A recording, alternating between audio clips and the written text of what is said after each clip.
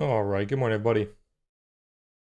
So we had PPI data come out today, and I believe it was the same as the CPI, where we had a pretty major beat. Let's see here. Core PPI is 0.2 over 0.3. PPI month over month, negative 0.3 over 0, so beating on both of those. Then you have a little bit of data at, actually not data, just Fed Talk. Fed Talk at 10, he's going to be testifying, continuing his testimony from yesterday. Yeah, so PPI and CPI both beating expectations. So we are just continuing that CPI move, which yesterday we talked about pushing back towards that gap fill, and we are nearly there. We did finish the retrace of Monday, so now we're looking to push towards that gap fill around 625. That would also finish the retrace of Friday. So we stay above 96. Keep an eye out for that 610 to 625. 610 has kind of already been hit, so let's go ahead and raise that. We'll say around 25, and we'll say around 32.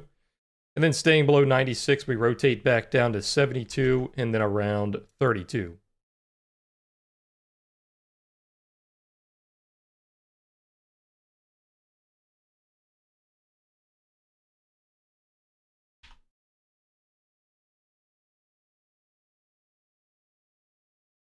You're a little bit more like a P shape here. It's kind of like a P shape or a D shape. It's not incredibly bullish as a P shape here.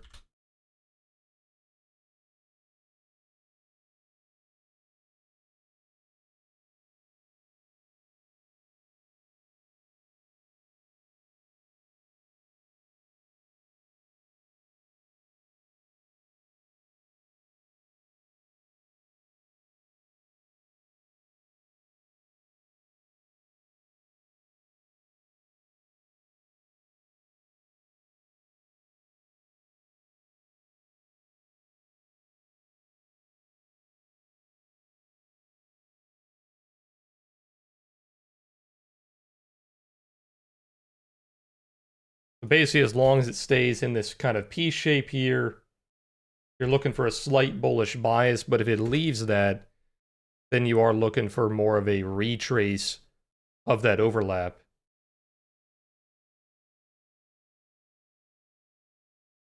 Okay, so with NASDAQ here, holding above 872, we're looking for that 70 target. You kind of already hit it on the overnight high, but then it just makes the overnight high our target, so it's the same level. And then around 315 for a breakout. Staying below 72, we're back to 665, retracing yesterday, and then back to 448, retracing Monday. You can see the little bit of a, it's not really a P shape on NASDAQ. It's kind of like a P shape slash D shape, right? Bit more neutral.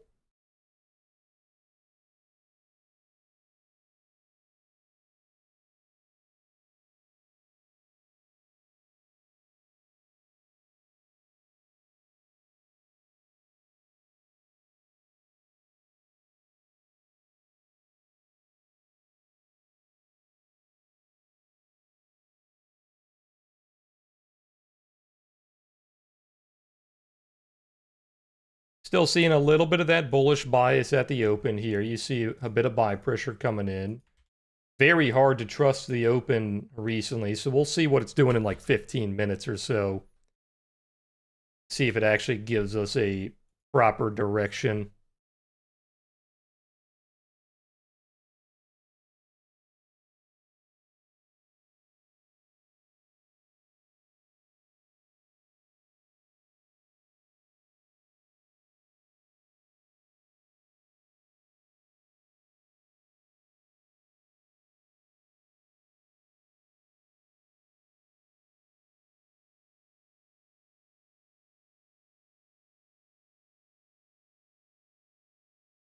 Sorry, give me 1 second. My screen is messing up a little bit.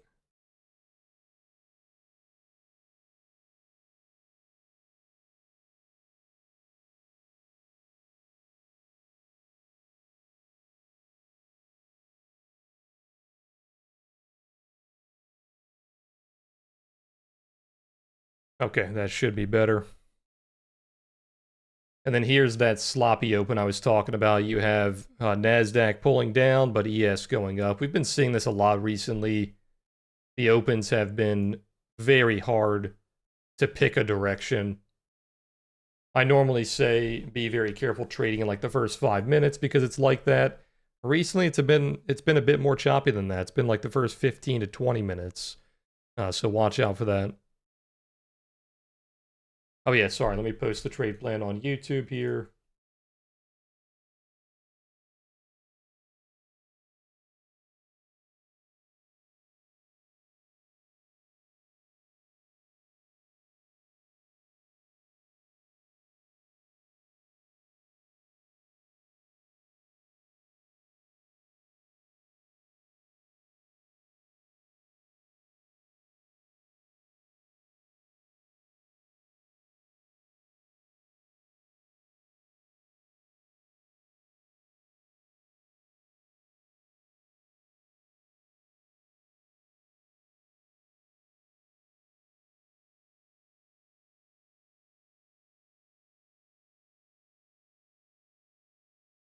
All right, there's the trade plan for you guys. Let me pin that in chat for you.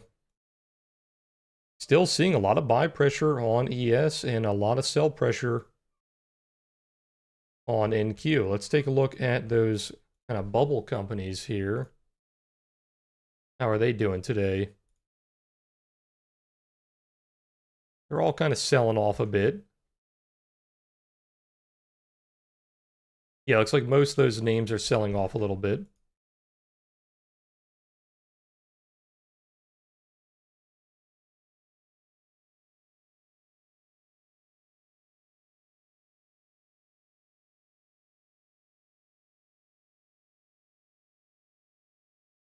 All right, good morning, everybody. Good morning, Future, Scott, AT. Good morning, Tech. Good morning, Scott, Banana, Luis. Good morning, Stream, Fernando, Julio, Larry, Roman, Scott, Typhoon, Lubmir, Barrage, Devil. Good morning, Night. Good morning, eBay, Greg, Ordinary. Good morning, Adam. Good morning, Joan. Good morning, Ray, Leslie. Good morning, Mick. Hey, Scott, appreciate the donation, man. Appreciate being a long-time member, hanging out every day. I'm glad the streams have been able to help you. Good morning, Think. Good morning, Ronaldo.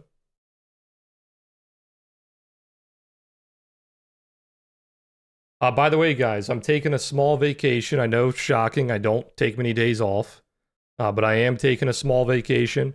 I will not be here tomorrow. I will not be here Friday, and I will not be here Monday. I will be back to normal on Tuesday. We will still have the shorts posted this weekend. We should have 4 of them. I don't know if we'll have all of them completed. At the bare minimum, we should have like 2 or 3, I think. But yeah, shorts will still be posted this weekend. I just will not be here to stream.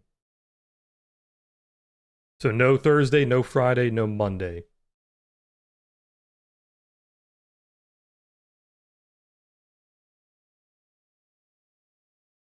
And then I don't have anything planned for the rest of the year until like the end of the year. We got a few things planned at the end of the year. But for this like summer, that's pretty much all I have planned. So I'm taking 3 days off. I'm putting in my paid leave request. I'll see you guys back on Tuesday. But obviously we'll be hanging out normal today. The same stream today. If you guys are in Discord, I'll be hanging out until the end of the day as well. Just no stream for the rest of the week.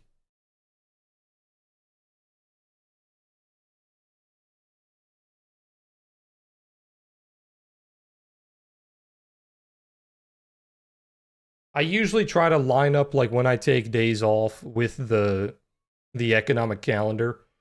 And this week it was CPI week and PPI week, which were happening early in the week, Tuesday and Wednesday.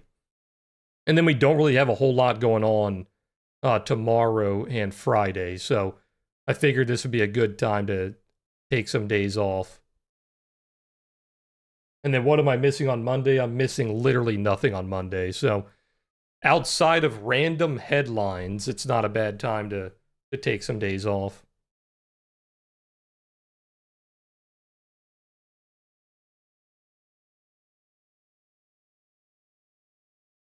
Next week entirely is actually another time if you guys needed a little break.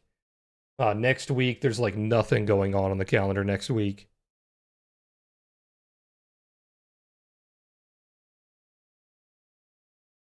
I know it's that time of year, and I know a lot of my viewers are a bit older. You guys have kids, and you guys are taking a lot of time off. So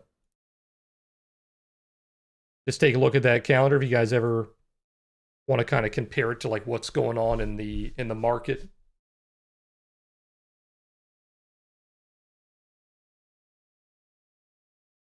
You guys are pretty good until like the 29th. The 29th is the FOMC.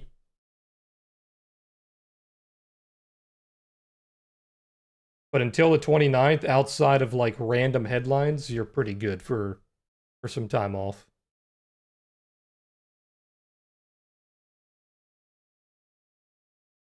Still completely opposite here on ES and NASDAQ. Very sloppy open here. We'll see which one is leading.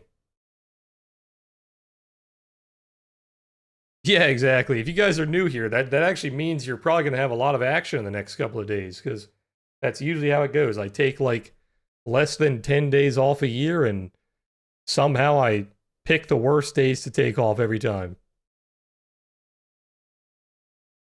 So you guys might have some big moves. I am pretty notorious for doing that. Good morning, Ronaldo, Joseph, Orion, Chuck. Good morning, Chebby. Good morning, Wing. Good morning, Rocket. Yeah, this year is actually a pretty busy year. I'm normally taking like less than 10 days off, like probably like less than a week off, because I do all my vacations on like, I make them long weekends because I don't like missing market days. So I normally do like holiday weekends or just like long weekends. But the end of the year, I'm a little busy. We have some family weddings, some friends' weddings. I'm kind of obligated to go to those.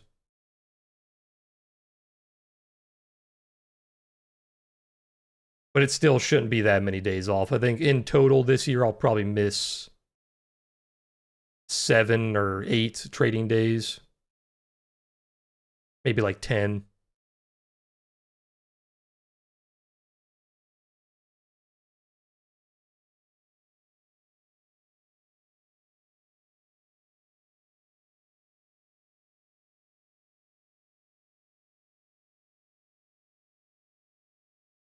Looks like NASDAQ is leading, pulling ES down here.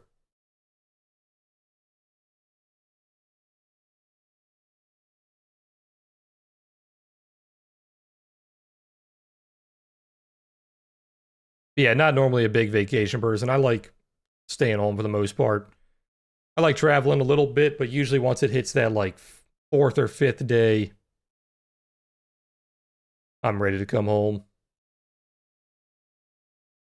I'd like to do some big trips in like Europe, obviously.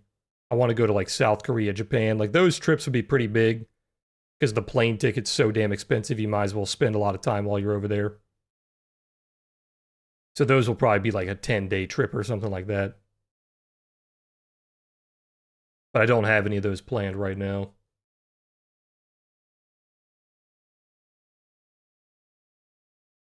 Okay, normally the one selling is the one leading because obviously selling is a bit stronger emotionally, the panic selling. So it does look like NASDAQ is kind of dragging us down here. If it stays below 615, just watch that VWAP.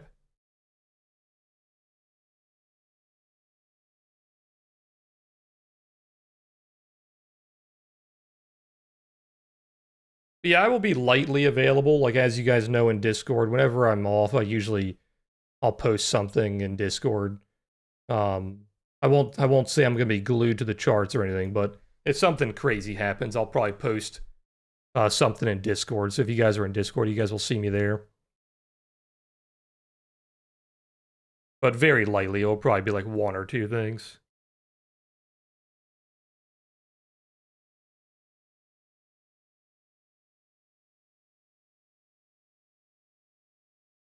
As much as I like to unplug, I do like to keep up with what's going on.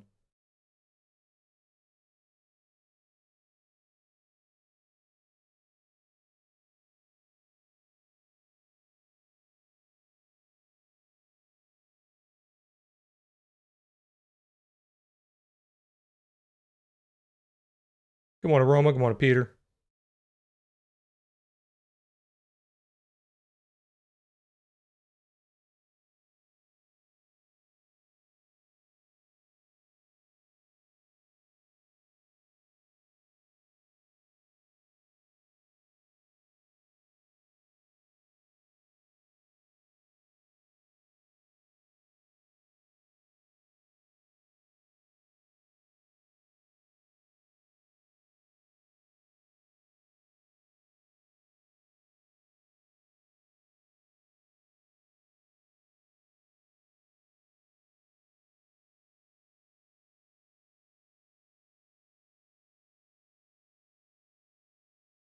Okay, very obviously NASDAQ is leading here. We were shooting up on ES, we were shooting down on NASDAQ, and now ES is coming down.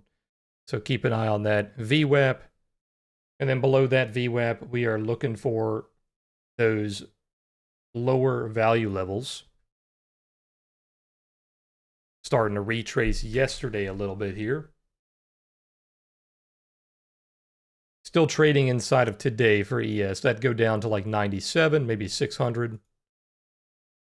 Somewhere around there. Looks like most of the sectors are slightly green. A little bit of a mixed bag.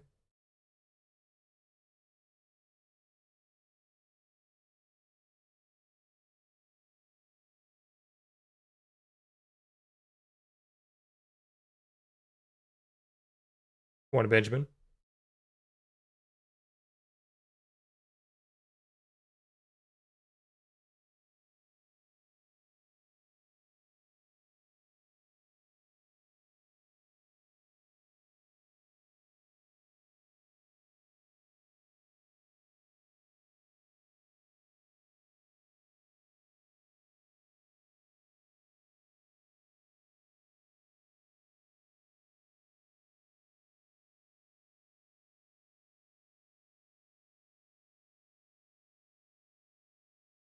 Did you guys see for like the 1000th time they passed the bill to make daylight savings time permanent? They passed it in the House, though. It always fails in the Senate. So we'll see if it actually passes the Senate this time.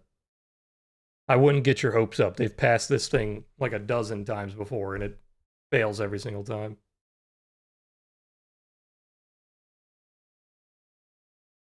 It sounds confusing when you say like daylight savings time is permanent. What they mean is the spring forward time, basically what we are right now.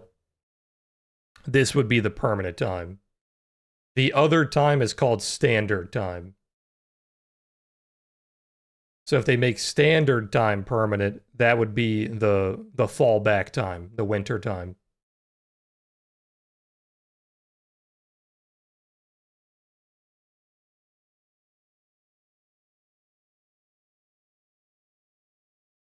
Keep an eye on VWAP here. VWAP at 608. Losing that goes back into that lower value around like 600.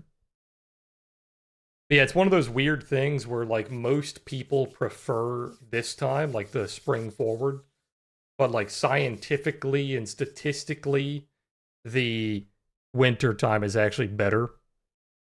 But people don't prefer that. So it's one of those weird conundrums.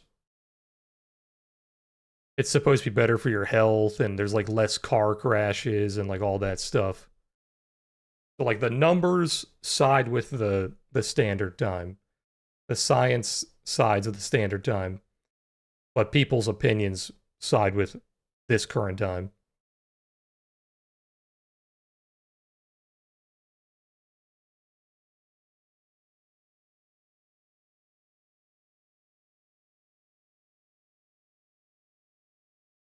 losing VWAP here. Keep an eye on that value low rotation back to 98. NASDAQ is entering yesterday's value, so retrace back down to 665, and guess where that level is? It's right on that same damn pen level we've been stuck to for a month.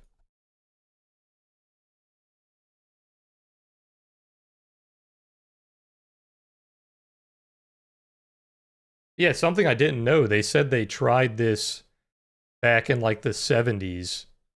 They tried to make the spring forward time permanent. And I think it only lasted for like a few months and people hated it and they switched it back.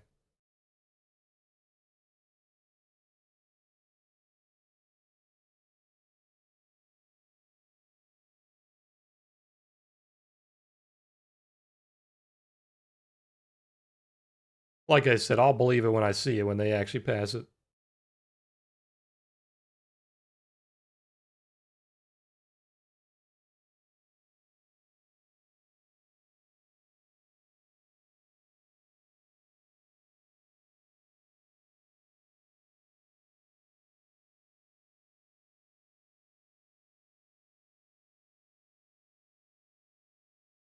It's a very strong sell-off on NASDAQ, staying below that ADMA the entire day.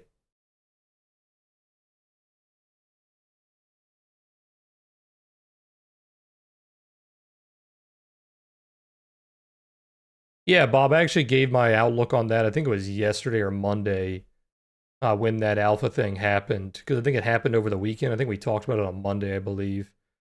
But the long story short is what I said about it is that is the prime example of why I do not push all of these different prop firms and why I have been only pushing Apex for what 5 or 6 years now, or however long we've been with Apex. Because it's so hard to like trust every single prop firm company to do the right thing, right? It's a very easy business for them to like scam or just kind of like change the rules and screw people over. So it's very difficult to find the ones that are like actually good companies.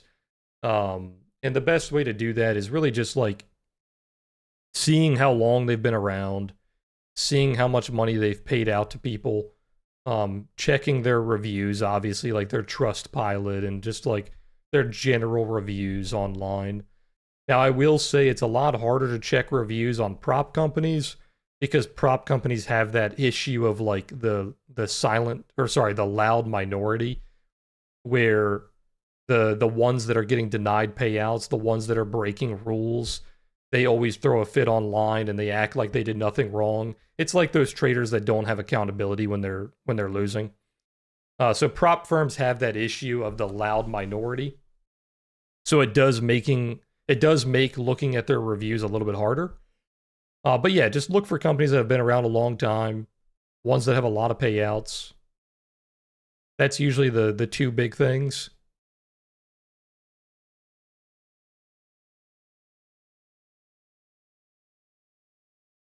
Yeah, you can just find it around. Like you can find it on people that review prop firms. You can find it on their own sites.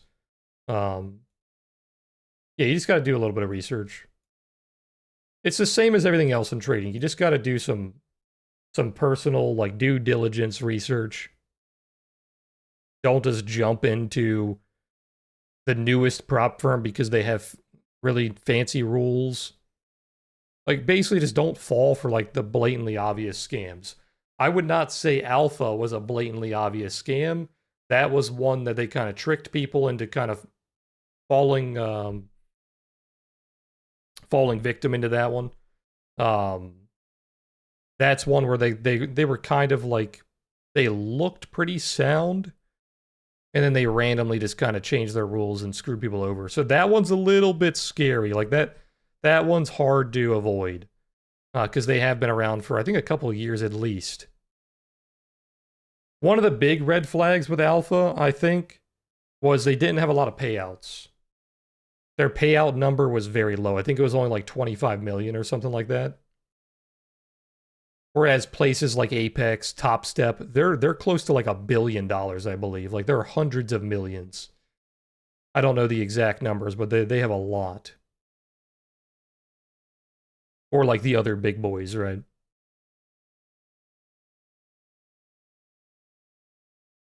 Yeah, I normally just would not get involved with low payout companies, with very new companies. That's like the two big red flags.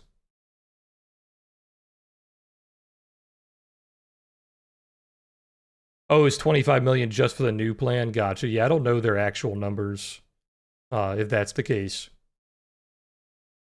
Still getting a lot of bullish delta here, even though we're going down. So it's only going down really because NASDAQ is kind of dragging it down here. It seems like the buyers just on ES still want this to go up here.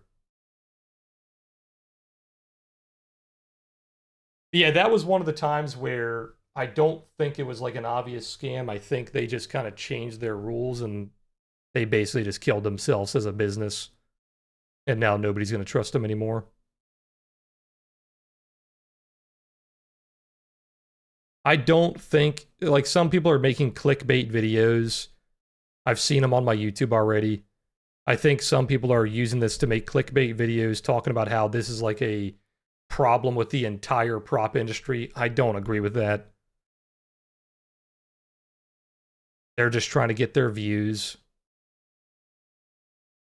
I don't think this is an inherent problem with all the prop companies. Every time a prop company turns into a scam doesn't mean like the good prop companies are scams, right? That's not how that works.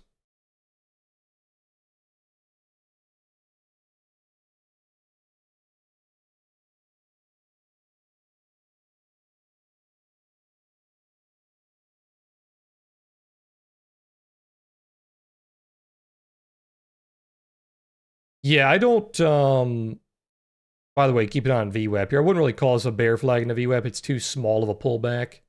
This is just like a normal pullback. But staying below 608 is a bearish pullback here. I don't know what they expect. Like I don't know how you would continue to trade on that company. Um if it was me personally, I would completely drop them as a company. I would never touch them again. There is no way for them to gain back their goodwill. They have completely shot themselves. Like I said, I don't know how you would continue to use them as a company after that. It would be extremely hard. So if you guys are using them, just my personal opinion, I would take my money and run and get off that company. What they did is a sign that they are becoming insolvent, right? They are not having enough money to pay out because that's basically what it was.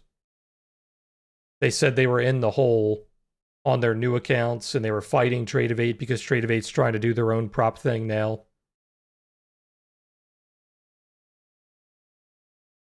So they were using the excuse that it was like a big battle between them and Trade of 8 because Trade of 8 wants to change their rules on how they're doing their prop stuff. I don't think that's entirely true. I think Alpha is looking a little bit insolvent and maybe they don't have enough money to pay their traders. But I'm just talking on my ass. I don't actually know. I don't know any of the actual details. That's just what I'm thinking. Just my opinion.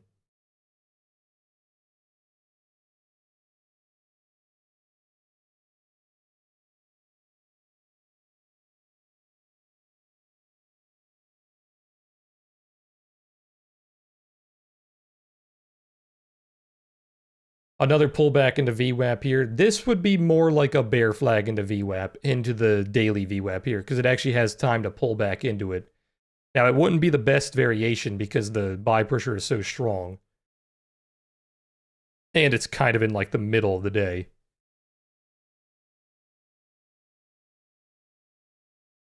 Good morning, music. Yeah, I couldn't tell you, Bob. You just got to do research on your own on that one.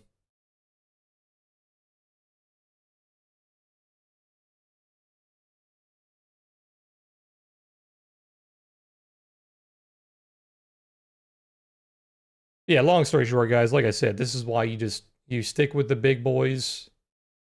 You don't want to be a guinea pig on these prop firm accounts. Let the people that are basically treating trading as gambling, let them be the guinea pigs, right? Let the people that want to treat it like a casino be the guinea pigs. If you're trying to take trading seriously, you don't want to be a guinea pig on these prop firm accounts. You don't want to be a beta tester, right? Stick with the ones that are reputable.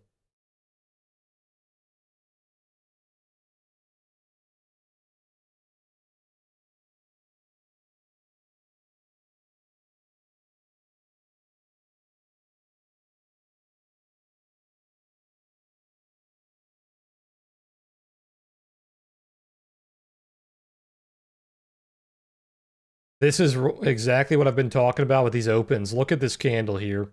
Very long-legged doji, very sloppy kind of back and forth action. They have been very undecided at the open recently.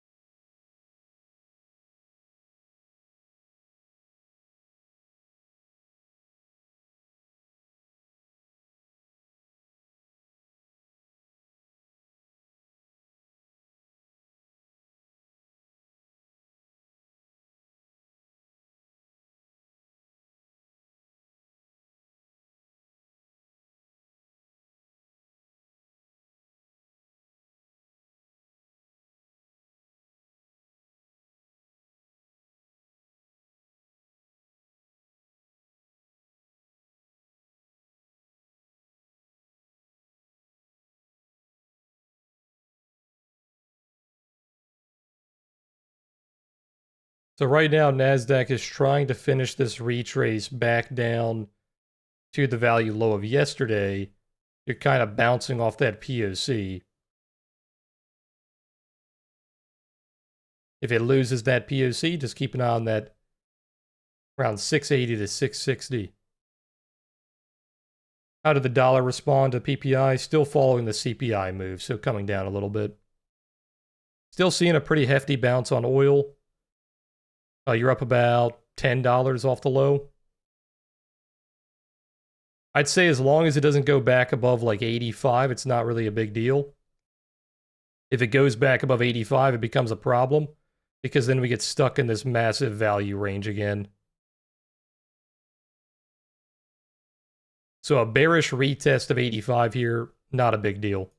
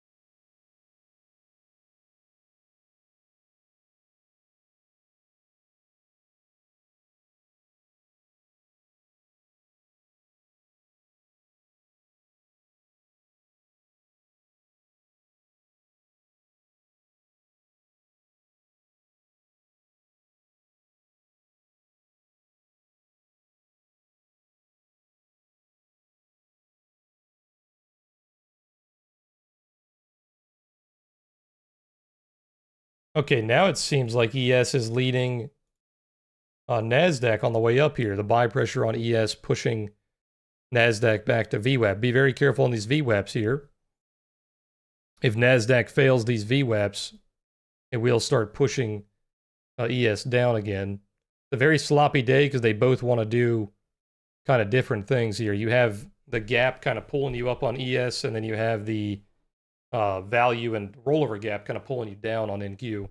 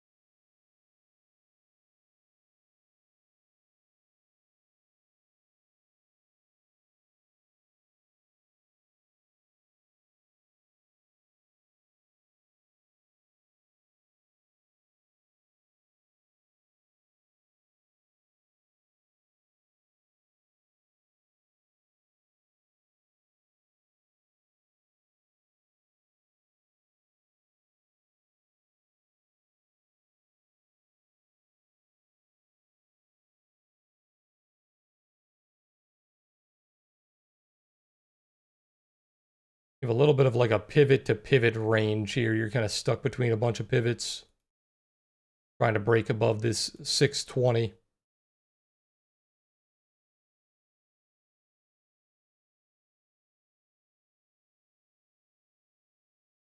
So this is a great example of what I talk about with when the market is in like a balance. Either you're rotating like a P shape or you're in like a D shape kind of balance. The playbook for the Momo becomes more of the shadings are like a mean reversion, right? So we have like gold shading up here, we have like purple shading down here, and you have that kind of mean reversion. But if you're in a more trendy market where it's like a trend profile or you're breaking out a value, these are more so kind of like little traps. Like they give you like little pullbacks, maybe little exhaustion moves back into the trail or like the ADMA, but then it will keep going usually. It will give you like a little trap and then it will keep going. So you got to understand like what kind of market you're in. And this one is a bit more of a mean reversion market, right? Until we actually stay outside of value.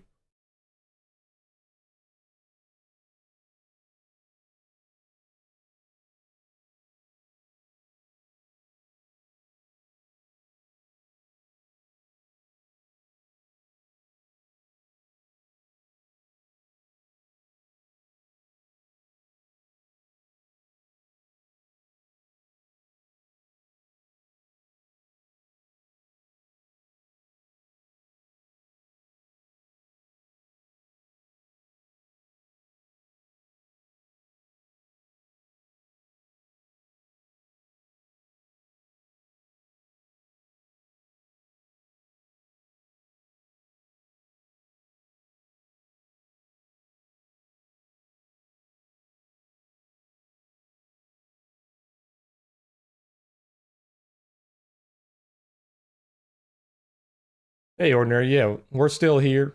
You came at kind of a weird time because I will be gone the next few days, which is very rare. But I will be back on Tuesday, same as always.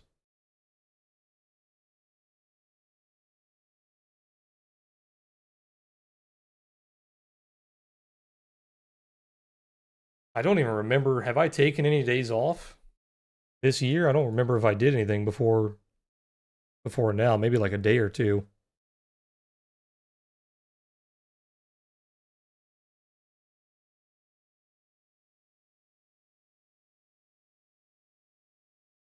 I can't even remember what I did in like January and February.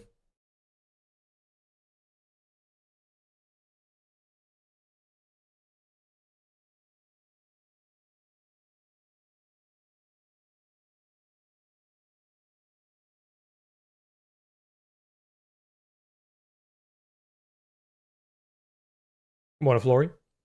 Could be gone for another few months. Gotcha. Yeah, we'll still be around. I've been here for 10 years. I don't have any plans on stopping anytime soon.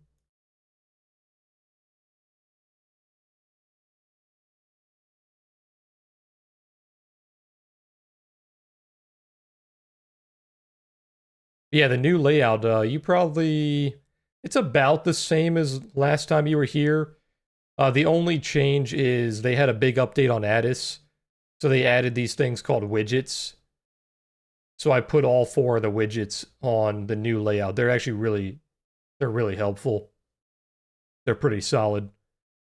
That's pretty much it. And then I added like my trading view chart here instead of having that chart that we don't really use. Because this is an easy way for me to show you guys my indicators instead of clicking back and forth all the time.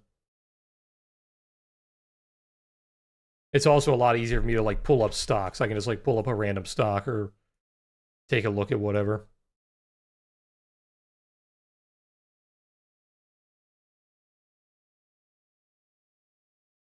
Looks like Bitcoin's finally bottoming a little bit, breaking out of that trail.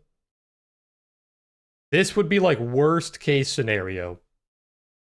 So worst case scenario is this is the actual bottom and then it goes back to all-time high because this is not offering you that large of a return. Now, yes, it's like 100%. I get that. That's actually not that crazy for these Bitcoin cycles, right?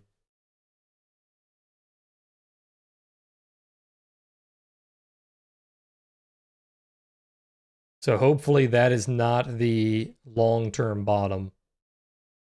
It is on a monthly pivot, damn near to the dollar.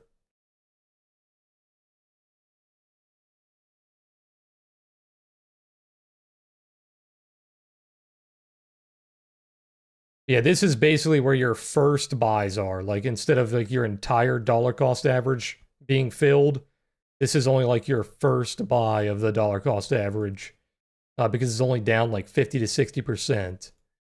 So normally you want that to go down like a little bit more, like one more move down, which is why I said 40 to like 50. Like one more move down would fill the rest of your dollar cost average unless you're trying to go like really low. So this would be one of those moves where it fills like your most aggressive buys and then it doesn't fill your like passive buys. So hopefully that is not the bottom.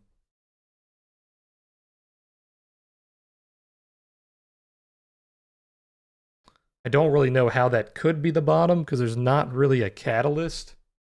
Normally every time the bear market is over, there's like some reason for it to be over.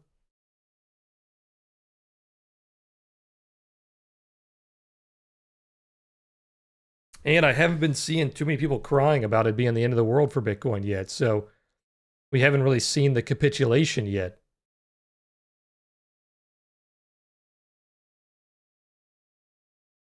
You normally need to see the capitulation and then you need to see people like forgetting about it.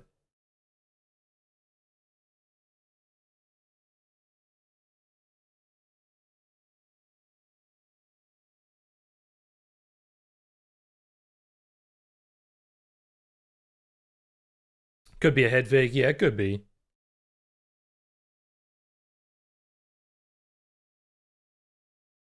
I'm not saying it's the bottom. I'm just saying if it is the bottom, it kind of sucks. I'd like to get one more move down.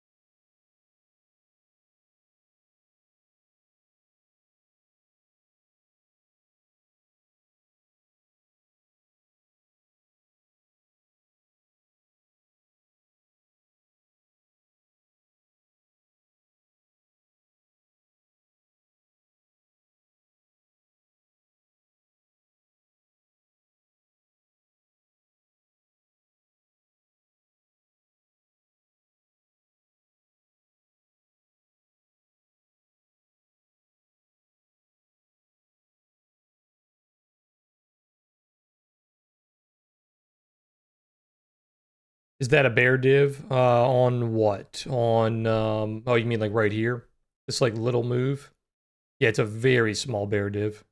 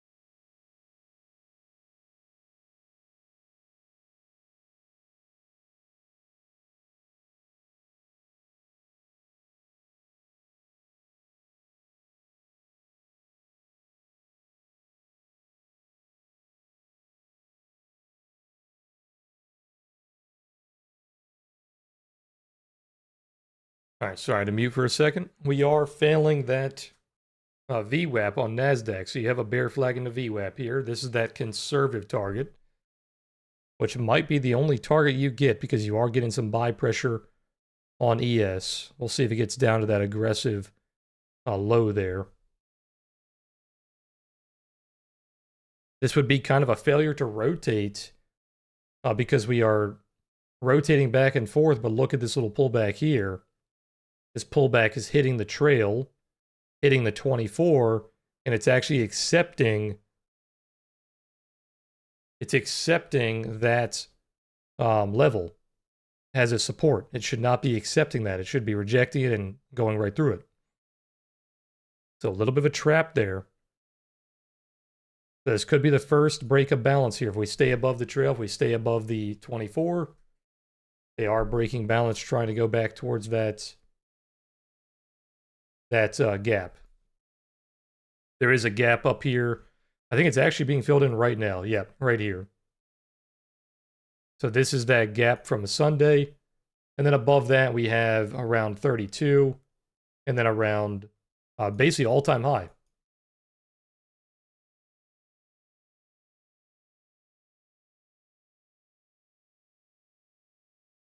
Good morning, Bella. Good morning, Ringo. Good morning, Olive.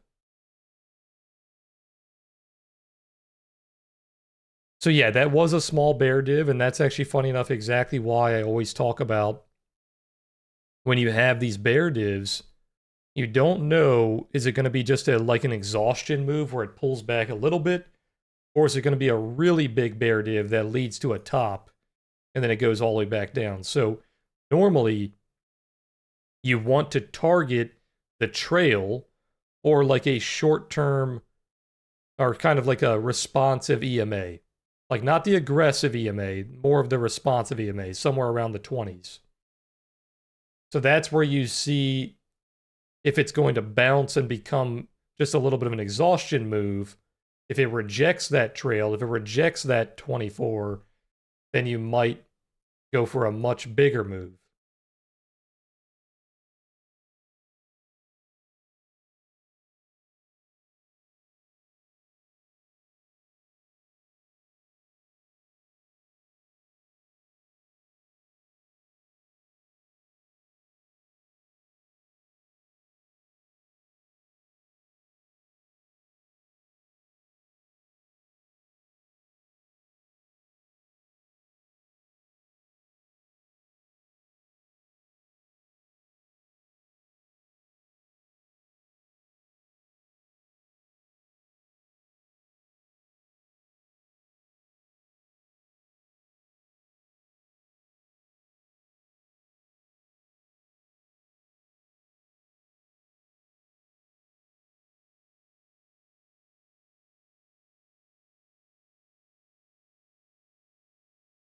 So this is our first target on ES at 625.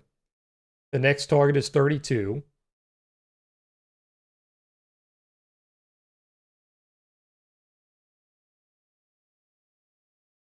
On NASDAQ, you're actually pretty bearish here. You're not hitting our targets, obviously. You'd have to stay above VWAP.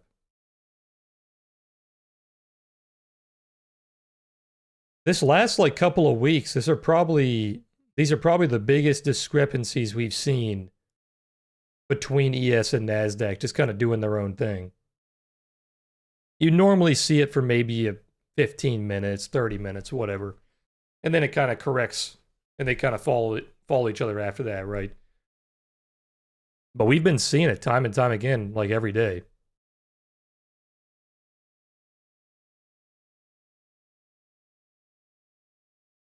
So it looks like that sell pressure on NASDAQ is still leading. Every time that sell pressure comes in, ES starts to sell off, which is very typical because NASDAQ has those big growth companies, right? So if they start selling, then obviously it impacts ES a little bit.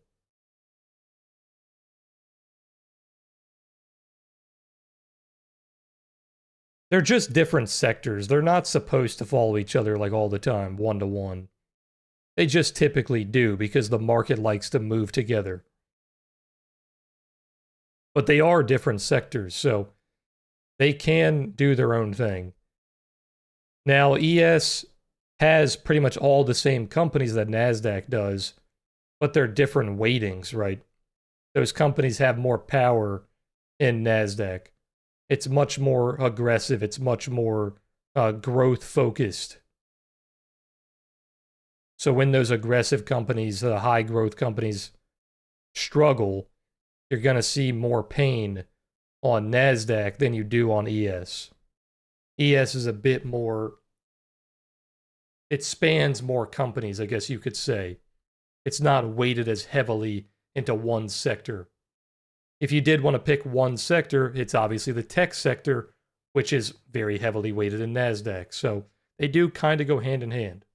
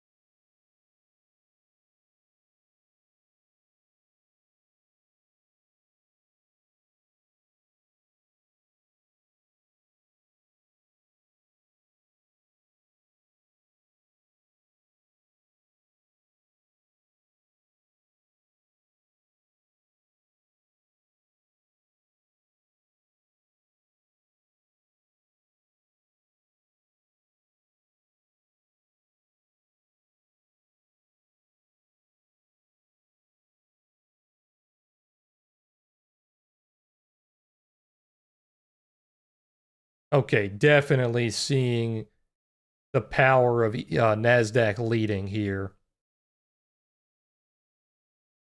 It looked like if it was just ES, it would have tried to break balance there, but that sell-off on NASDAQ, by the way, hitting your aggressive target on that VWAP pullback, that is pulling us down pretty hard here. So yet again, you're seeing that kind of bear div, exhaustion, even like the gold shading, just kind of all the exhaustion on the highs and lows here.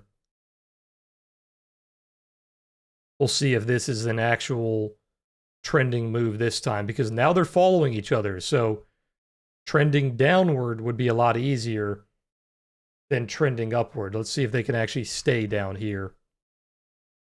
So rotation goes down to 600 and then back down to 96. Failing that gap fill at 25 damn near perfectly.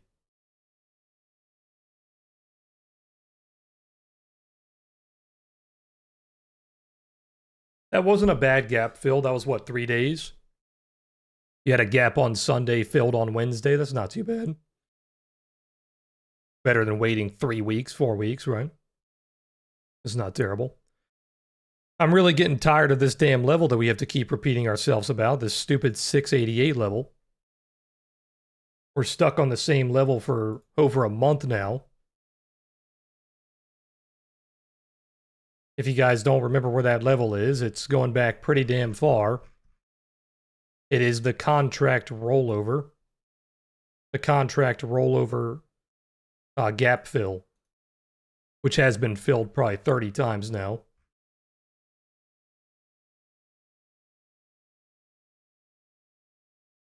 One of the strongest pen levels I have seen in many years.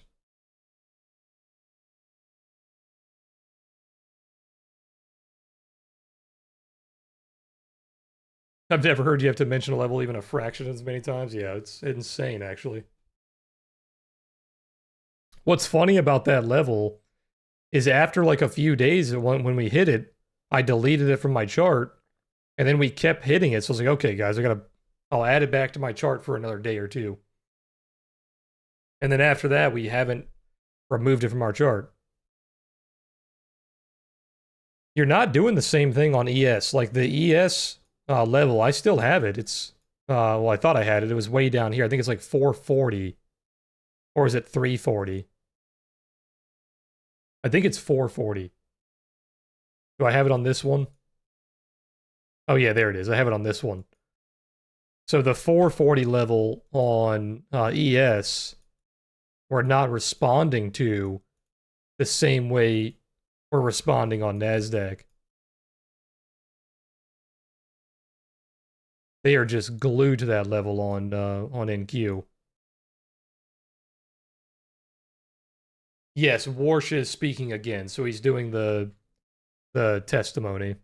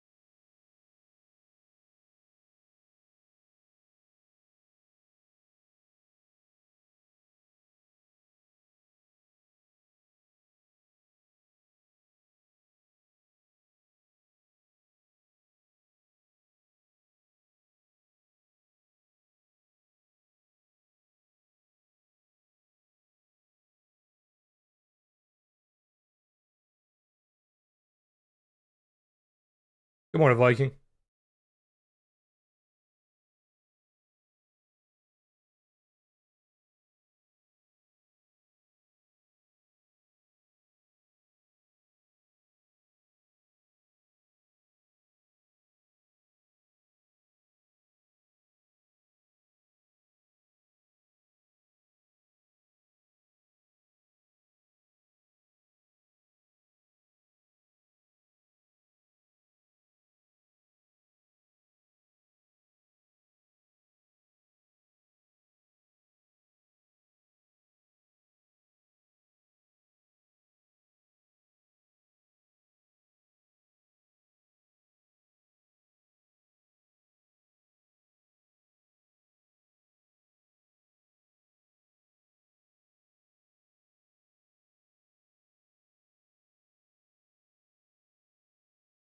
Good morning, Ken.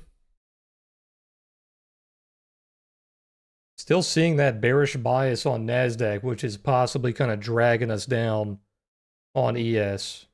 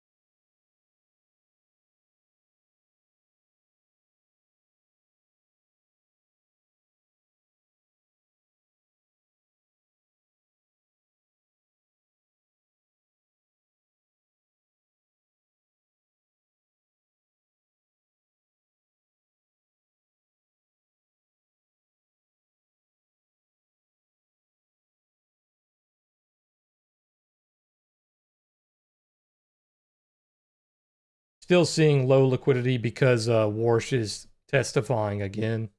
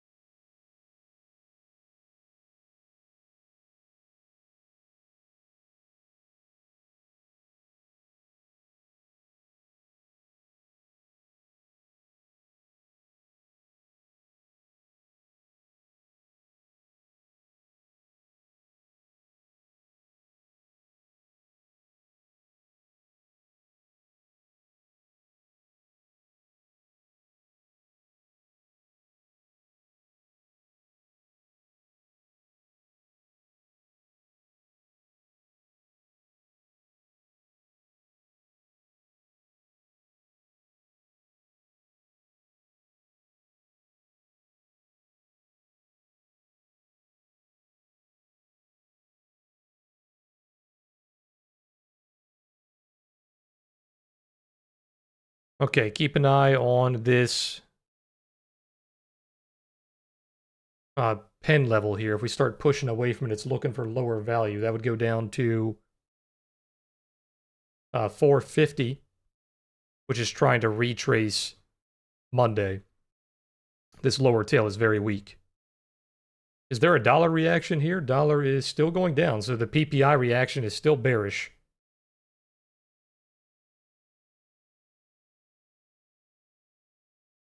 There's not really an oil move either, so this is not really a correlation move. It's just kind of moving by itself. The sectors are moving.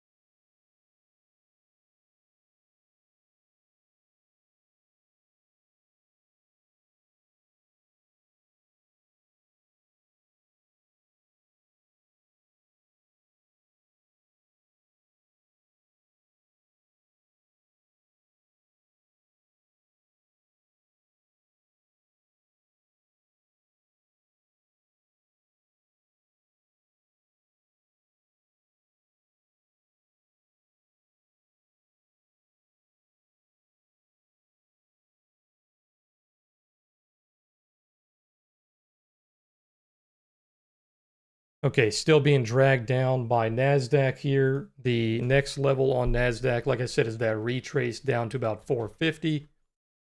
The retrace on ES is actually pretty much complete here, going back to 603. But then we actually get back into yesterday's value below 96, back down to 572. You could also look at the POC as well, around 90.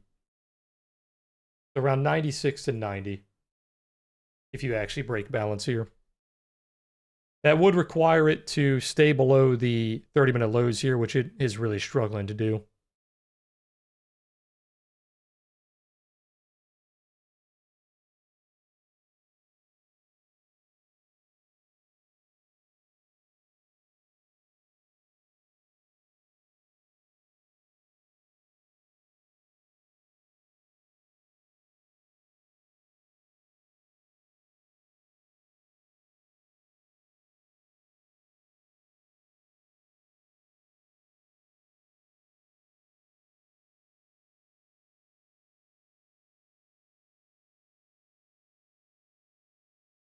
Yeah, the oil reserves dropping with the price of oil dropping is not outlandish, right? It might cause a lot of buy pressure when they start filling it back up. Let's say this is like long term, right? I'm long term speculating. So, long term speculation, if oil goes back down to like 55 to 60, and we start getting headlines that they're filling up the oil reserves again, it's going to cause it to pop back up, probably back to like 70, 80, whatever, right? So keep an eye on that for the longer term charts when you start seeing them fill the reserves back up. They're not going to do it up here because it will put too much buy pressure on oil, and they're trying to make oil go down, obviously.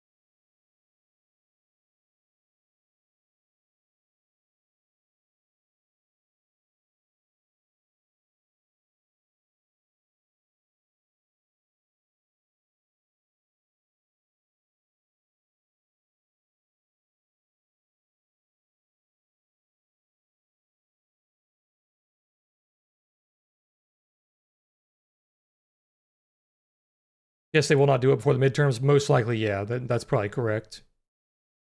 If you guys are new to trading and you don't know like the typical cycle, let me actually grab a video for you because he actually put out a video recently that goes over this exact topic.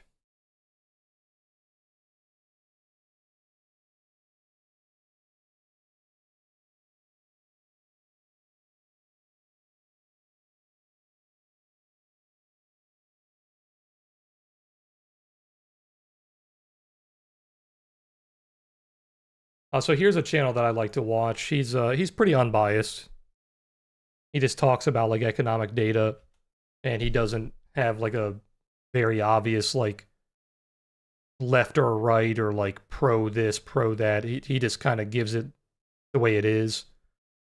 And he actually put out a video, funny enough, like yesterday, talking exactly about what I was about to say. So what I was about to say is if you guys are new here and you don't know the typical cycle, he actually has, let me just screenshot it from his video. It'll make it easier.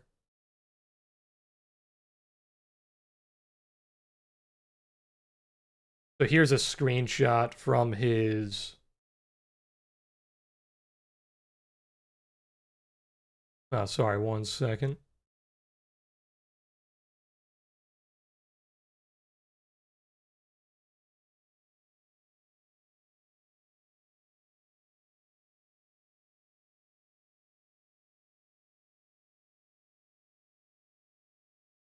Okay, so this is pulled directly from his video, so obviously clear value tax, credit to him for this.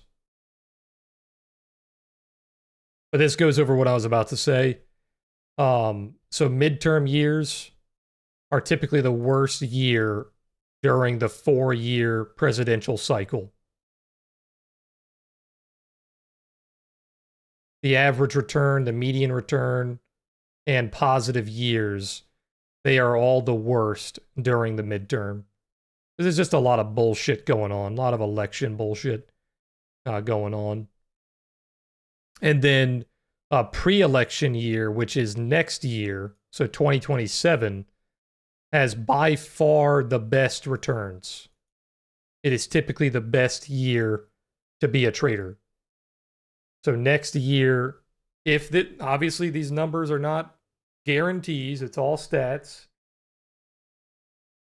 But based on the numbers, if it follows the same track, next year should be very, very good. And this is kind of just like a funny thing to do with trading, where like you always have like the best after the worst, right? So all the people that gave up on trading in a midterm year, they just hated the terrible price action. They don't get to reap the rewards of the good year that happens after the midterm year. But yeah, it has a lot to do with just the politics cycle and how they like to push things around the certain times to make themselves look better, and just all the bullshit politics stuff that I'm not going to get into. But this is just something that traders have tracked for a very long time. By the way, this is like 100 years worth of data that he tracked. It's not exactly 100, I think it's like 90 something, but it's almost 100 years worth of data. So a lot of data goes into this. But yeah, long story short, the midterm year that we are currently in, this is historically always the dog shit year that has bad price action. It's a lot of back and forth. It's really hard to get those like really impulsive moves up that you typically like to see in the stock market overall. But next year historically does get those impulsive moves to one side once all the bullshit midterm stuff is over. So yeah, if you guys are new here, this is not out of the ordinary. The reason it's worse this time around is because we have the Iran stuff going on. So not only is it a midterm year, you have like a global supply crisis in oil.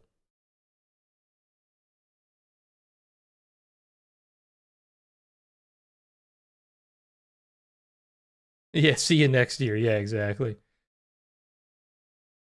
But yeah, basically just stick it out if you guys are having a rough year. Just stick it out until next year. Next year should, by the numbers, be better. We'll see.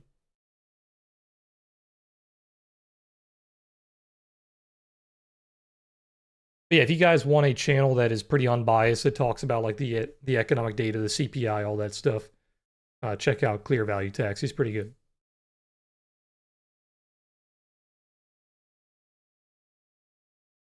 He doesn't put his like political spin on shit, which is extremely rare to find nowadays.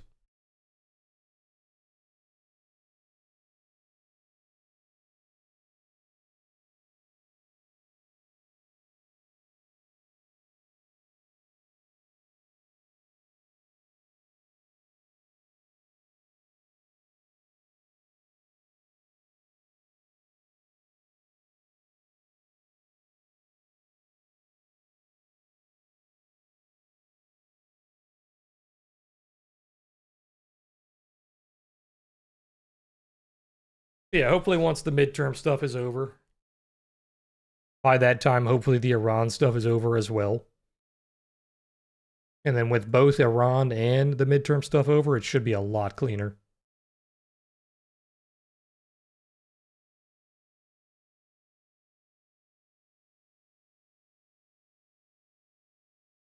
You're still seeing what I said earlier.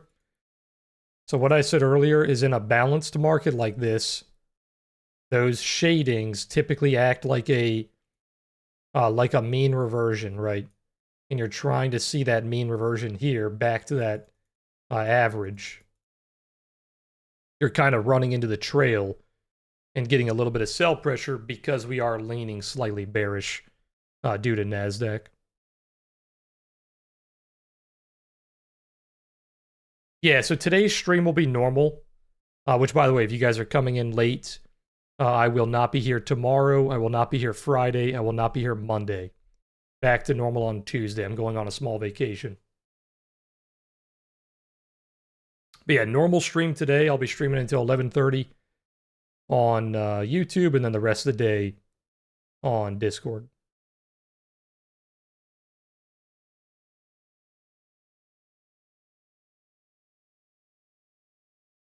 And like I was saying earlier, we will try to have as many shorts as we have finished uploaded this weekend, but I will not be able to upload them, obviously, until Tuesday. So I told him just to upload whatever he has done by the end of today, and then I'll push them to be uploaded on the weekend.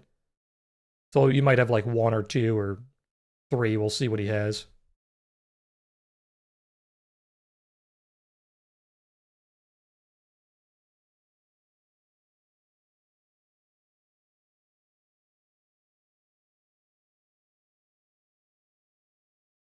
How are you supposed to trade with me gone? Good luck, right? It's your first test, I guess. It's your first test to see if you can do it on your own, right? But no, seriously, just be careful, right? Just be careful and take it slow.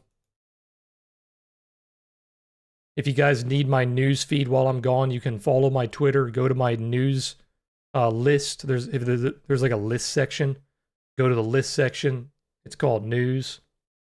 You can watch that while I'm gone. If you need the calendar while I'm gone, I use my calendar at Forex Factory. Forexfactory.com/calendar. That's the calendar that I use.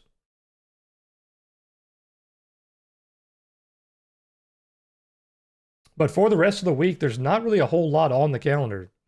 There's not a whole lot to be looking out for. You should be okay as long as there's not like random headlines, which there probably will be.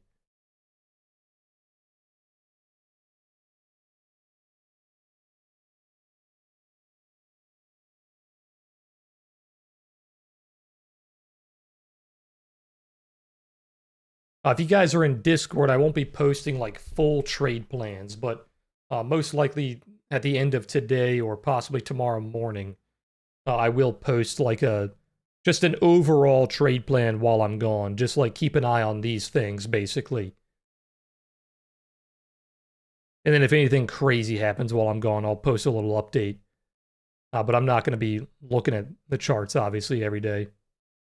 But I'll probably check in like once a day or so just to see what's going on, make sure there's not like a crazy crash or something like that.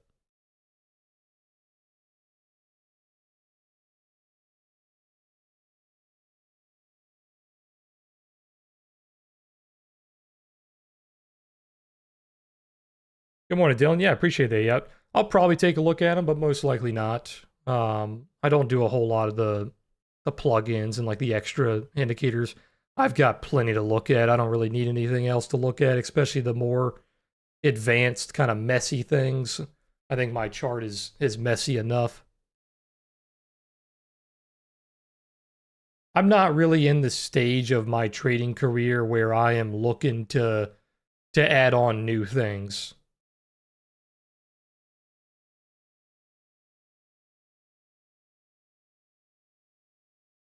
Like all these things that I added, these like widgets, these are not really adding anything. They're just re-showing what I already was doing, just in a better way.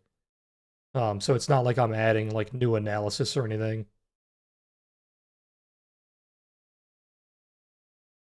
Yeah, I'm not trying to add a bunch of new stuff.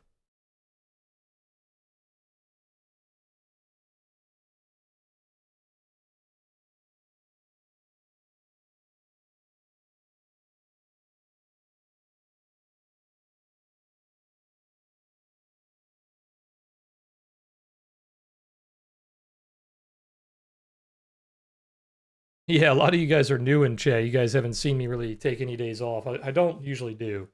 I don't take a lot of days off. So I'll be back on Tuesday. You guys will be all right. If you don't like trading while I'm gone, you could just take like Friday off, have a long weekend.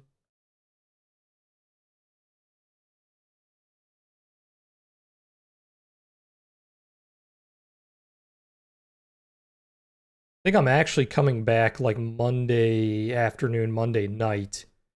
So I might be able to put out the trade plan for you guys in Discord on Monday night, but no promises. I'm not sure what time I'm coming back.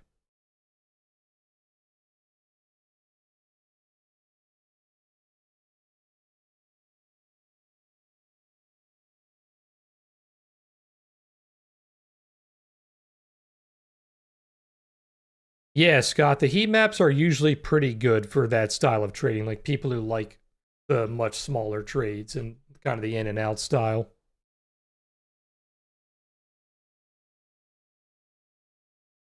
It's basically kind of like this. It's like a heat map like this, that is just like way more active.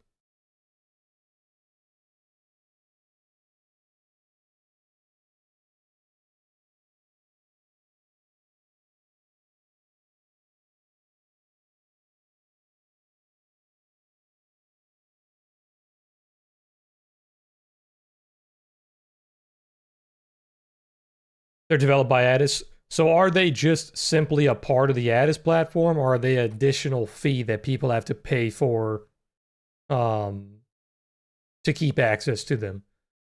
Because that's what I don't like showing. I don't like showing all these things that people just have to keep paying more and more fees to keep adding on all these different indicators.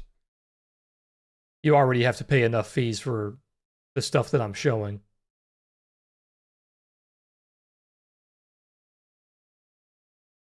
Because I thought what Addis was doing was they were giving them to you for like a trial, but then after the trial you had to pay like an additional fee to use them.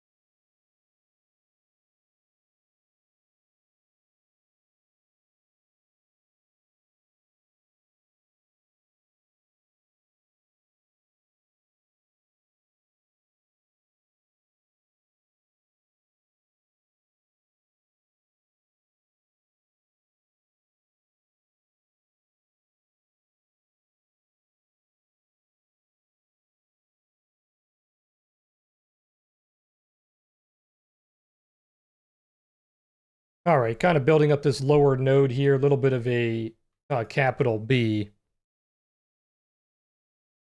Trying to shift that POC down. Still respecting that 24, so it's not going back into rotation for now. A little bit of a failure to rotate with that 24 holding you down. For now, it's free. Later in the year will be extra. Yeah. Yeah, so that's my problem is like I don't want to push a bunch of things on stream that like they're just more and more add-ons.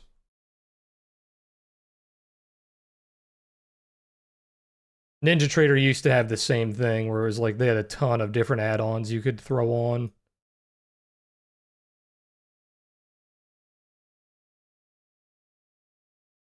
Which are probably helpful, but at the end of the day, it's like how much stuff do you need? Like I said, I've got plenty of stuff on my screen.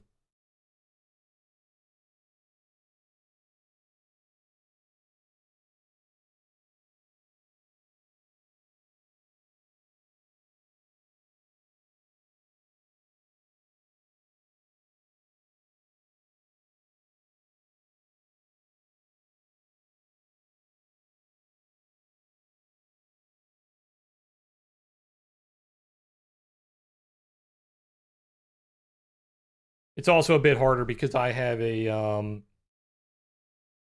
affiliate account, so I probably have access to those for free entirely. So then I'm showing even more stuff that I have access to for free, but then you got to pay more for it.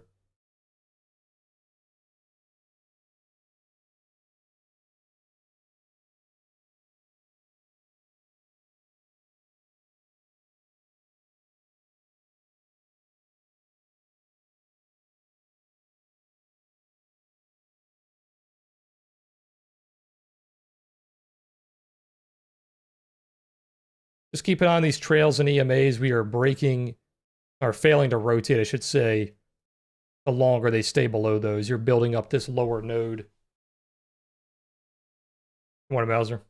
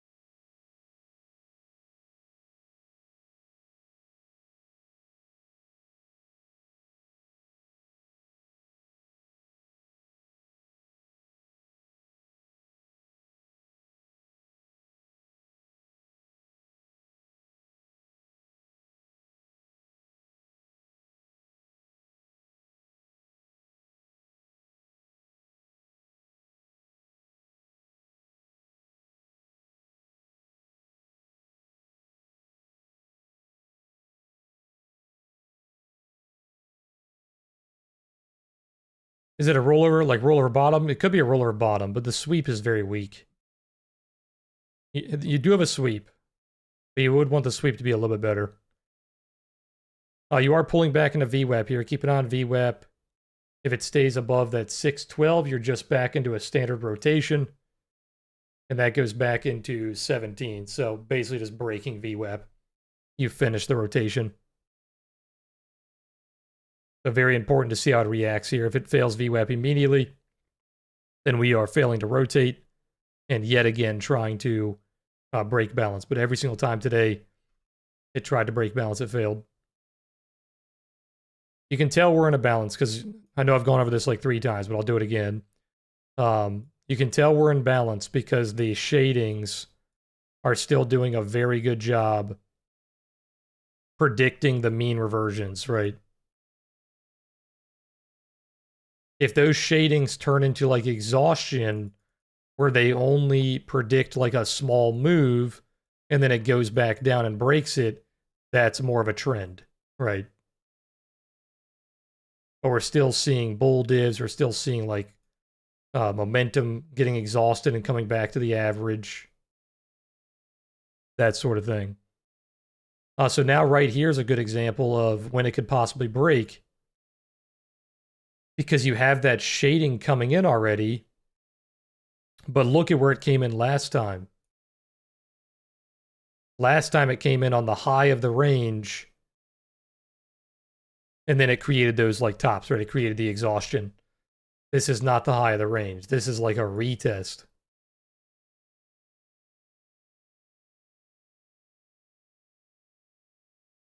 So it's trying to find this failure to rotate, basically. We'll see if it does.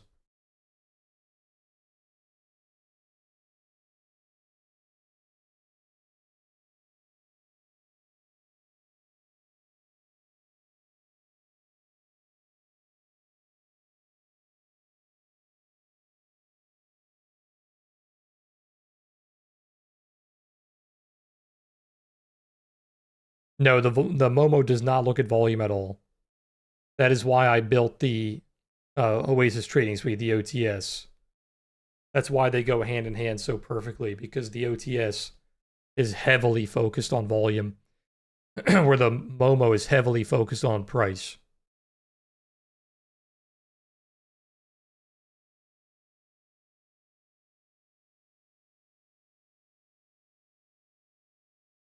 The formulas that I created for the Momo don't really work on volume.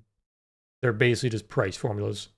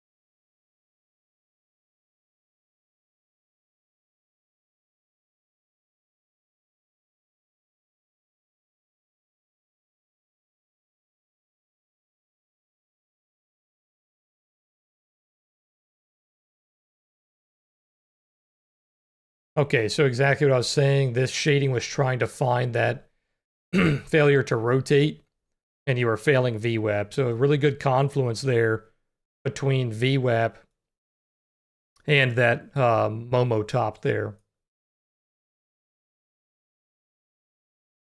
And you're already hitting the prior low because it wasn't offering you that much anyway. It was only offering you like 10 points, which in a normal world would be a decent chunk, but in this market, not too much.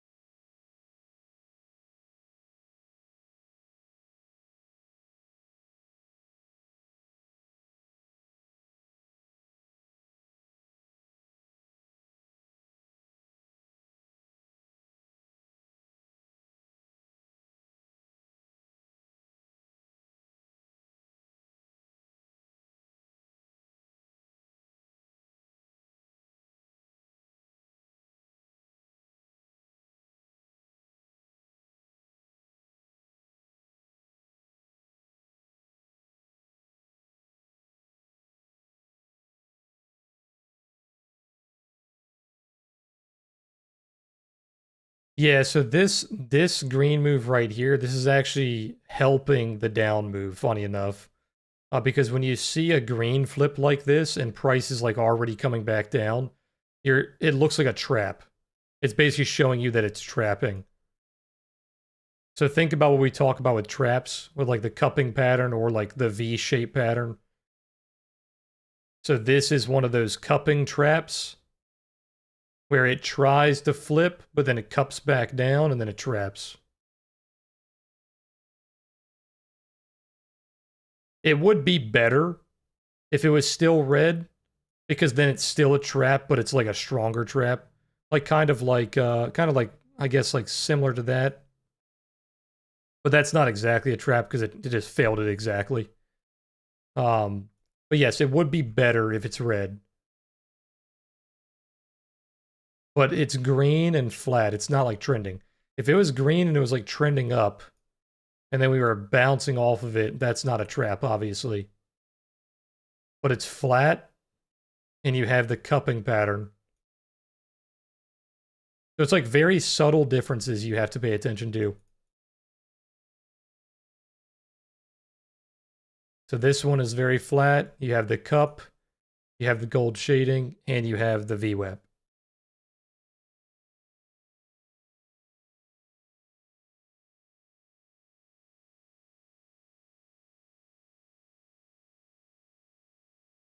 Hey, Leslie, we'll see you back on Tuesday. Enjoy your weekend.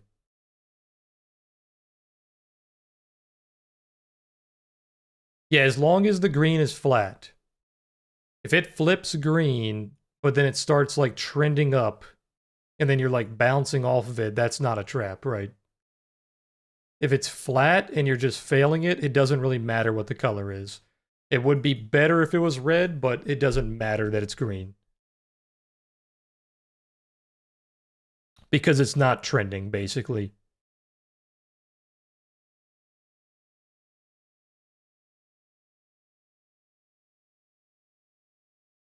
Well, like literally everything else is not a trap. Traps are a very specific pattern. Like when you're hitting a level like VWAP or hitting a level like the trail or the EMAs, and you have that cupping pattern, or you have that V-shaped pattern that's giving up the level again. So like imagine a level and then cupping through it, or like a V shape through it. That's a trap. So whatever is above it here. It doesn't mean everything is a trap.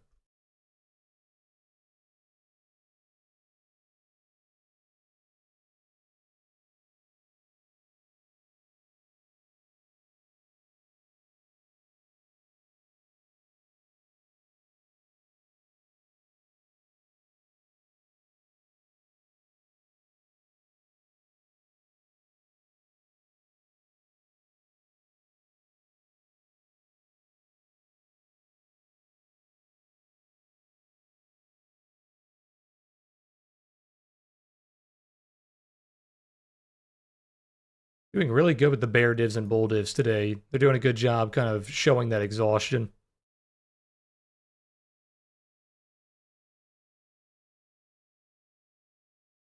Yeah, they're very common, so they do happen quite a bit. So it does make it look like every move is some type of trap, which it kind of is, right? Like if you think about like what I teach, like rollover tops, that's kind of a form of a trap. Sweeps are kind of a form of a trap. But like when I'm specifically saying this version of the trap, this is like an actual setup. Like the trap is the setup. I'm not just saying like it's trapping as in it's trapping like um the buyers here. Like it's I'm not saying it in the like textbook definition of the word. It's more of like the trap pattern. Like this is like an actual trap pattern where you are doing the cupping pattern back below the level, which is the trail in this case. But there can be traps in the sense of like a sweep is a trap, a rollover is a trap, a bear div is a trap, like stuff like that. But this is the actual trap pattern on the trail, to be specific.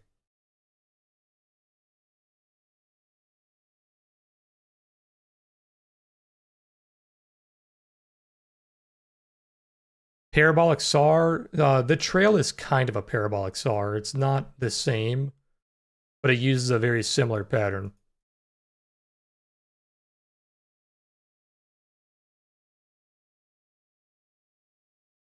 Parabolic SAR is just another version of an EMA or like a moving average. All that stuff is personal preference. There's just so many different ways to use a trailing mechanic. There's like a million different versions of moving averages. There's volatility ones like parabolic SARs, like all that stuff. It's just personal preference. Whatever looks cleaner to you. I like keeping it fairly simple. So I use the EMAs and then I use the trail, which is more of a volatility based EMA.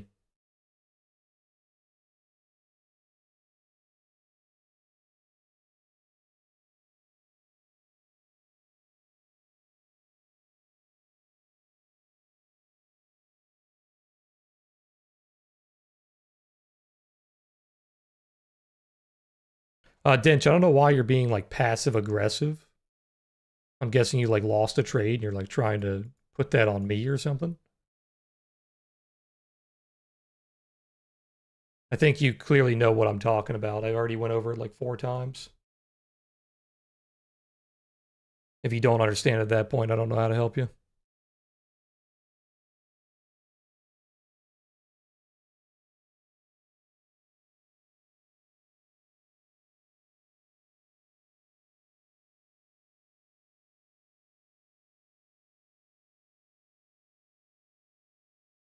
And if you're referring to this move here where it moved almost 100 points, then yes, this is kind of a trap because the sellers are being trapped. That's what a sweep is. The sweep gave you a breakdown of that level, which then swept it. So who is trapped here? The sellers are trapped. I'm guessing you got trapped on that low is why you're being passive aggressive. But yes, that is a form of a trap, as I said.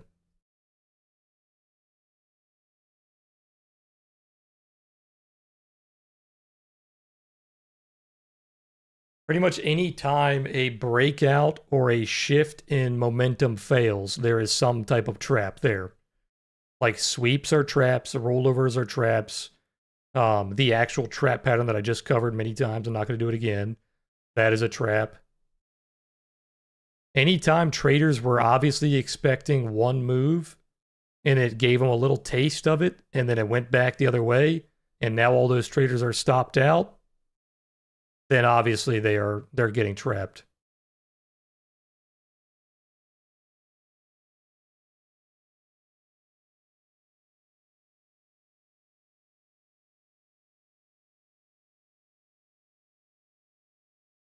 And that's the problem, D, is like you're seeing the exact thing that I am talking about. You're already seeing the pattern. The fact that you are angry about that trade is the exact reason why traps work.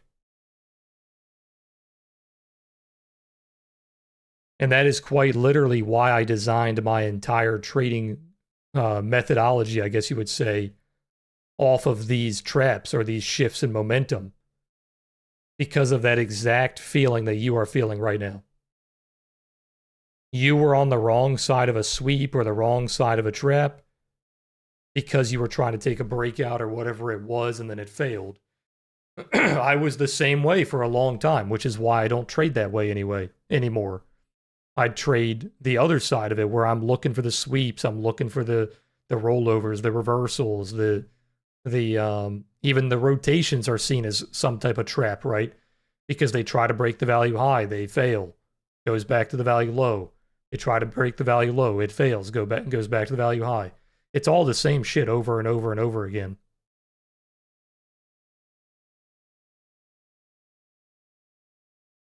A big example, I guess you would say, if you guys were watching my stream back in 2018 to 2020, back in the crypto days, we used to call it the BART pattern because it was a pattern on BitMEX. If you guys were trading BitMEX, it looked like Bart Simpson's head because it would do like a big move up and it would chop, chop, chop, and then a big move down. Or it would do it the other way, chop, chop, chop, big move up, right? And we used to call this the Bart Simpson pattern or like the search and destroy. Because that's all it would do is it would have a massive move. It would be very aggressive. It would trap all the buyers or the sellers, whichever way the first move was. And then it would chop, chop, chop, trap them, and then nuke and absolutely obliterate them. And we were getting caught in those constantly. And then finally I took a step back. We talked about it on stream. And I was like, all right, guys, how the hell do we fix this? Because I'm so tired of being stuck in this stupid ass pattern. So then we started waiting for that trap, waiting for the big sweeps, and then we were only trading when, like, if we were in the trade, where would we be getting liquidated? Where would we be getting trapped and stopped out?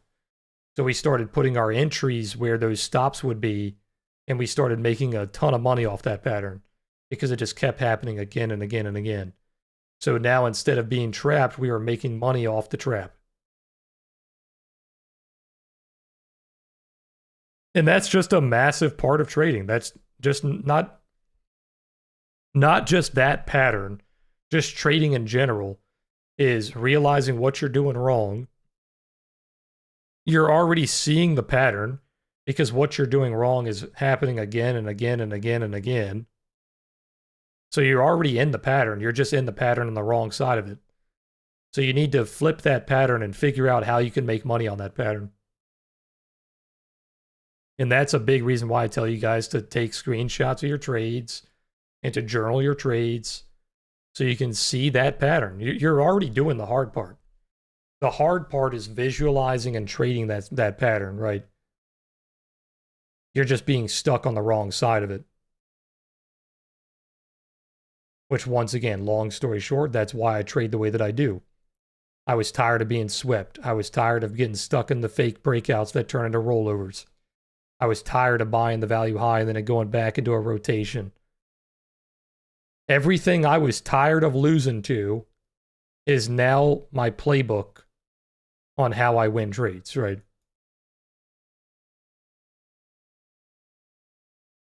And that is literally just trading in a nutshell. It's just trial and error and constantly losing and figuring out how to turn that same exact pattern you keep losing into a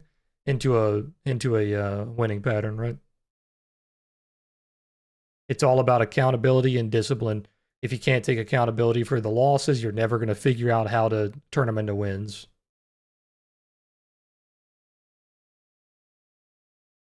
We are finally shifting the POC down here to that 605, so still showing a little bit of bearish bias here.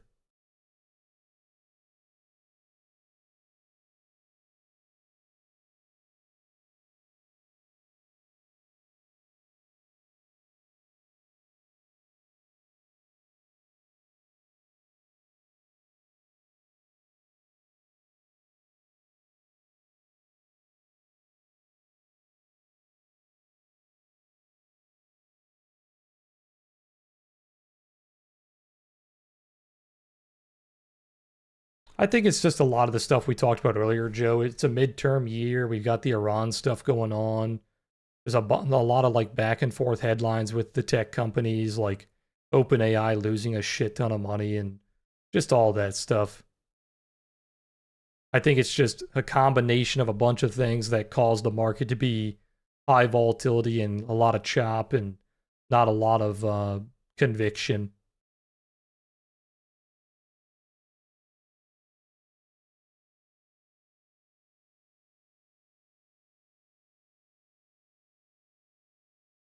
Like I was showing earlier, the year after the midterm is historically the best year in the 4-year presidential cycle. So hopefully all this Iran stuff and the supply chain issues with oil and the chips and all the political bullshit going on, hopefully it's just all coming to an end with that midterm. And then going into the end of the year, going into the start of the next year, we can be a lot cleaner.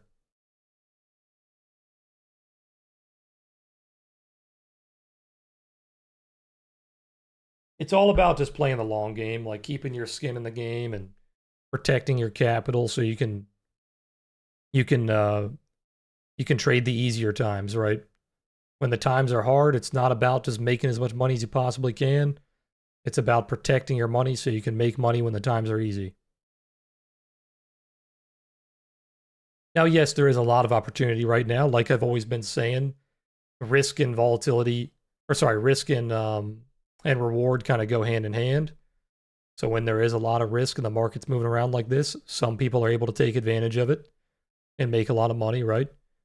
But the vast majority of people, like the grand scheme, is definitely a lot harder to trade. So just focus on like protecting your capital, trading very safely and sizing down and having safer stop losses, all that stuff.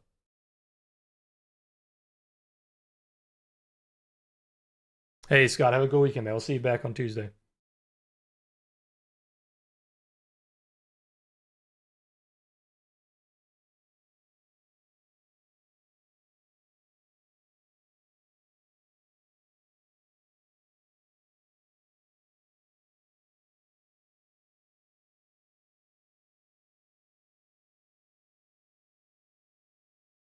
Okay, we'll see yet again. Are they going to fail VWAP? That VWAP failure was beautiful there. You got your entire target, conservative and aggressive side. This one is after a sweep, so it's a little bit of a weaker VWAP test. We'll see if they can stay above VWAP. They have failed to stay above 30-minute highs the entire day. So staying above VWAP here would simultaneously be staying above that 30-minute high. So you would need a pretty strong break in this pattern for VWAP to fail here.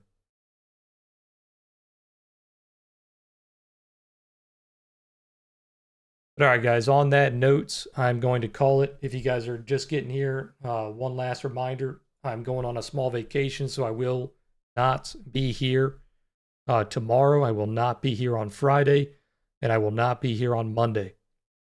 I will be back to normal on Tuesday. I am coming back Monday, but it will be after the morning stream. So I should be able to post the trade plan Monday night if you guys are in Discord. So look out for that. No promises there. It depends on what's going on Monday, but I should be able to post it.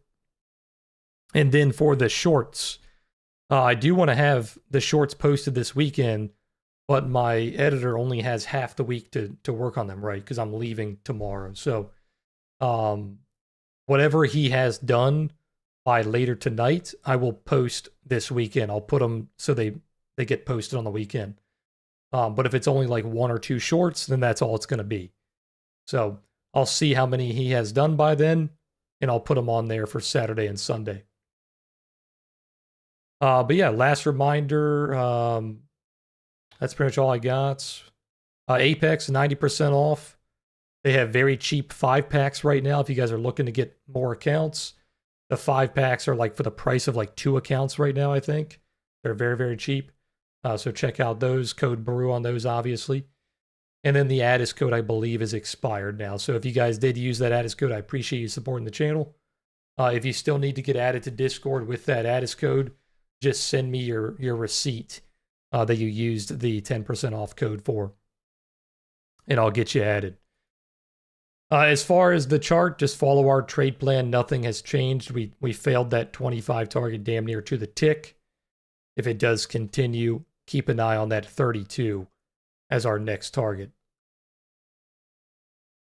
But all right, guys, I'll see you in Discord. I will be streaming in Discord the rest of today, and then I'll see you guys back here on Tuesday. Enjoy your weekend, guys. Peace, everybody.